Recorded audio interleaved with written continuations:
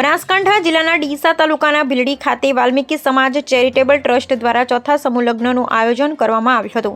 બનાસકાંઠા જિલ્લાના ડીસા તાલુકાના ભીલડી ખાતે વાલ્મીકી સમાજ ચેરિટેબલ ટ્રસ્ટ દ્વારા ચોથા સમૂહ લગ્નનું આયોજન કરવામાં આવ્યું, જેમાં 13 નવયુગલ નવદંપતીઓએ પ્રભુતામાં પગલાં માંડ્યા। આ શુભ પ્રસંગે ભીલડી પોલીસ સ્ટેશનના પીઆઈ ધવલભાઈ સાહેબ તથા પીઆઈ એ.કે. દેસાઈ તથા રમેશભાઈ ચાવડા, રમેશભાઈ જોશી ધનાશરા અને વિસ્તારના આગેવાનો, વ્યાપારીઓ, પત્રકારો ઉપસ્થિત રહ્યા હતા।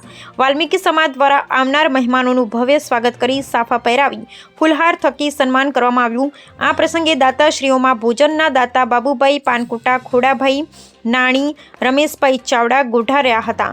મંડપના દાતા અર્જણભાઈ મકવાણા રહ્યા હતા। સાઉન્ડના દાતા ગોવિંદભાઈ દેસાઈ ખેટવા સરપંચ રહ્યા હતા। કલ્પેશભાઈ સોની ડીસા પ્રભુદાસ ભુદરદાસ જ્વેલર્સ તરફથી 2 અનાથ દીકરીઓને 11,000નો ચેક તથા 13 પંખા આપવામાં આવ્યા તેમજ અનેક ભેટ સોગાદના દાતાશ્રીઓ દ્વારા અલગ અલગ વસ્તુઓ આપી તેમજ રોકડ રકમ આપી નવદંપતીઓને આશીર્વાદ આપ્યા હતા। વાલ્મીકી સમાજ તરફથી પ્રમુખ શ્રી શ્રામળભાઈ મકવાણાએ સમસ્ત દાતાશ્રીનો આભાર માન્યો હતો। Bureau report Rameshbhai Chavda, Deesa, Bhildi.